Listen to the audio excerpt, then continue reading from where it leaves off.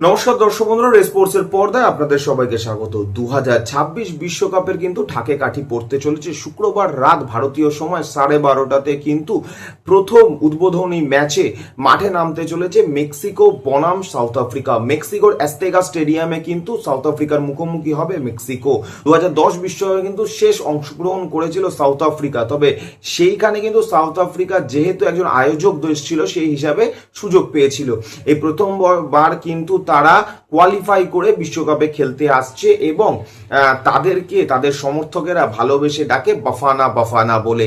এই বাফানারা মেক্সিকোর বিরুদ্ধেই কিন্তু 2010 সালে উদ্বোধনী ম্যাচে মাঠে নেমেছিল।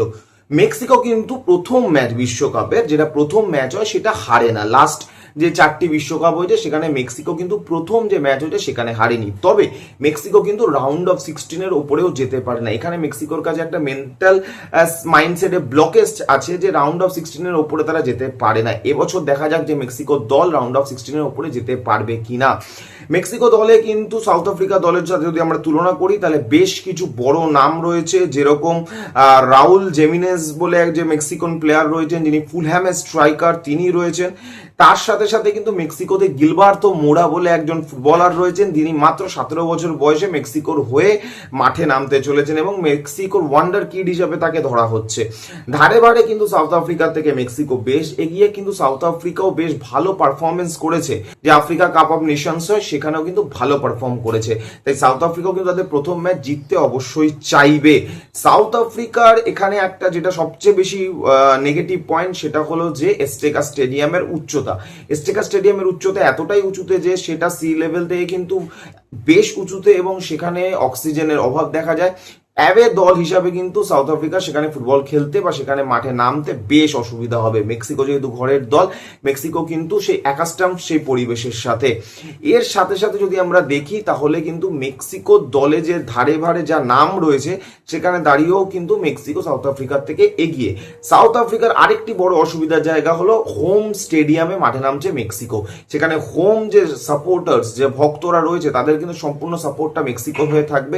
সেই সাপোর্ট কে কিন্তু উল্টো দিকে খেলতে হবে সাউথ আফ্রিকাকে এবং সেটা খুব একটা টাফ বিষয়, কারণ অ্যাজতেকাতে যেভাবে মেক্সিকান সমর্থকেরা আসে, তারা যেভাবে মাঠ ভরায়, সেখানে বলা যেতেই পারে যে সেটা একটা কঠিন চ্যালেঞ্জ হতে চলেছে সাউথ আফ্রিকার জন্য। তো উদ্বোধনী ম্যাচে কি ফলাফল হতে পারে সেটা কিন্তু দেখার জন্য অবশ্যই অধীর আগ্রহে অপেক্ষা করবে ফুটবল সমর্থকেরা। এরপরে কিন্তু যে ম্যাচ হতে চলেছে সেই ম্যাচ মুখোমুখি হবে সাউথ আফ্রিকা এবং চেকিয়া কিন্তু এক সময় চেক রিপাবলিক নামে পরিচিত ছিল এবং চেকিয়ার এই দলটি কিন্তু এক সময় ফুটবল বিশ্বকাপে বেশ সাড়া জাগানো দল ছিল। এই দলে কিন্তু পিটার চেকের মতন আমরা গোলকিপারকে দেখেছি, নাভিদিয়ার মতন আমরা প্লেয়ার দেখেছি যিনি মাঝ মাঠে দুর্দান্ত ফুটবল খেলতেন।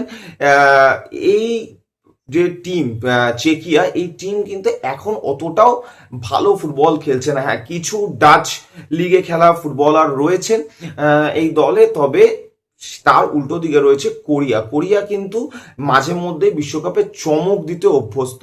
2002 সালের পর থেকে বিশ্বকাপে কিন্তু বেশ একটা আগে এগোতে পারেনি কোরিয়া, তবে এবারের কোরিয়া দল কিন্তু বেশ শক্তিশালী। বেশ কিছু ভালো প্লেয়ার রয়েছে কোরিয়া দলে, বেশিরভাগ প্লেয়ারই তাদের দেশীয় লিগে খেলা প্লেয়ার, বাইরের থেকেও প্লেয়ার রয়েছেন। আমরা জানি যে সন রয়েছেন কোরিয়াতে, কারণ কোরিয়াতের একজন তিনি স্টার বলা যেতে পারে, ফুটবলের সিম্বলিক বলা যেতে পারে। তো তাকে নিয়ে তো একটা আলাদা উত্তেজনা রয়েছে এবং তিনি এশিয়া থেকে যে ফুটবল স্টারদের যদি নাম দেওয়া হয় তাহলে এশিয়া থেকে 1 নম্বরই থাকবেন তিনি অ্যাজ আ ফুটবল স্টার। যদিও তিনি টটেনহ্যামের পাট চুকিয়ে দিয়ে এগিয়ে অন্য দলে চলে গেছেন, সেখান থেকে দাঁড়িয়ে দক্ষিণ কোরিয়া এবং আমরা যদি দেখি চেকিয়ার ম্যাচ, সেটা অবশ্যই সমান এই কথাটা বলা যেতেই পারে। উল্টো দিকে মেক্সিকো এবং সাউথ আফ্রিকার ম্যাচে কিন্তু অনেকটাই এগিয়ে নামতে চলেছে মেক্সিকো।